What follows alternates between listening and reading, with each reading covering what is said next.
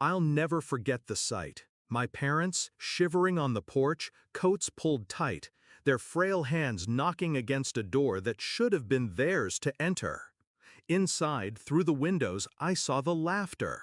My in-laws clinking glasses, music playing, celebrating as if the house belonged to them. My house. My parents outside, like beggars. That was the moment I stopped being their daughter-in-law and became their reckoning. When I first met Armin, I thought I was marrying love. He was charming, ambitious, from a family that carried itself with money and pride. My parents welcomed him with open arms. Simple people, honest people. They gave him trust. He repaid them with cruelty. At first, I didn't notice the divide he built. Small comments. My mother's food was too plain. My father's clothes too cheap. My in-laws laughed at these jabs, and slowly my husband began to echo them. But I thought marriage meant compromise, so I stayed quiet. Until silence became permission. The betrayal revealed itself in fragments. My parents stopped visiting unannounced. My mother's calls grew shorter, her tone strained. One day, I found out why. She had come over when I wasn't home. My mother-in-law opened the door, smiled thin, and said, "We're busy. Maybe don't come so often."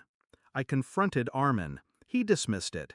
They exaggerate. My parents didn't mean it like that. But the truth screamed louder the day I returned home early. My parents were on the front steps, clutching bags of fruit they'd brought for me, turned away again. I watched from down the street as my father's shoulders sagged, my mother wiping her eyes. And when the door finally shut in their faces, I swore I'd never forgive. That night, Armin and his family sat inside, laughing, glasses raised. I stayed in the shadows, planning. Revenge isn't rage, it's precision. I started quietly. First, the finances. The house was in my name, purchased with money my parents had helped me save long before marriage. My in-laws thought it was theirs, but legally, every brick was mine. I gathered documents, updated deeds, shifted accounts. Piece by piece, I built walls they couldn't see until it was too late. Next, I studied their weaknesses. My father-in-law loved reputation more than breath. My mother-in-law loved control. And Armin, he loved comfort, the illusion that he was master of this empire they pretended to own. So I stripped each away, one layer at a time. The night of reckoning came sooner than they expected. They planned a lavish party in my house. Invitations sent without asking me. I said nothing. I waited. When the guests arrived, lights blazing, music swelling, I arrived too, documents in hand, calm as a surgeon. I walked into my own living room like a stranger reclaiming stolen ground. My in-laws froze. Armin stammered. But before he could speak, I laid the folder on the table. "Enjoy the drinks," I said, my voice steady, "because after tonight, you'll never step foot in this house again." The lawyer's letter was simple: eviction notice. The house, the assets tied to it, the accounts, everything legally mine. Signed, sealed, undeniable. Their faces cracked. Whispers spread among the guests. My father-in-law's hands trembled as he read. My mother-in-law hissed threats under her breath. Armin turned red, demanding explanations. But I didn't shout. I didn't need to. I simply opened the door, and my parents stepped inside. They looked small, uncertain, as if afraid of being turned away again. I held their hands, guided them past the stunned crowd, and seated them at the table my in-laws thought was theirs.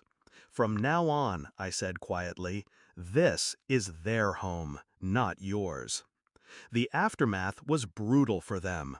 My in-laws were humiliated, their circle whispering about how they'd been thrown out of the very house they flaunted. Armin's pride crumbled when he realized every comfort he'd leaned on, paid staff, joint accounts, the status of living here, was gone. They left that night with nothing but rage in their eyes. And I didn't stop there. I pursued every debt they'd hidden, every business weakness they'd ignored. Within months, their empire shrank. Their friends turned cold, their name tainted. Justice wasn't dramatic. It was steady, relentless. Now, when I walk through my home, it feels different, warmer. My parents sit in the garden sipping tea, their laughter echoing against walls that finally welcome them. And I think back to that night on the porch, my father's trembling hands, my mother's tears. The image is carved into me. It was the moment I chose not to remain silent. Some say revenge consumes. Maybe. But I don't feel consumed. I feel cleansed. Because they tried to make my parents beggars at my door. And I made sure they'll spend the rest of their lives outside.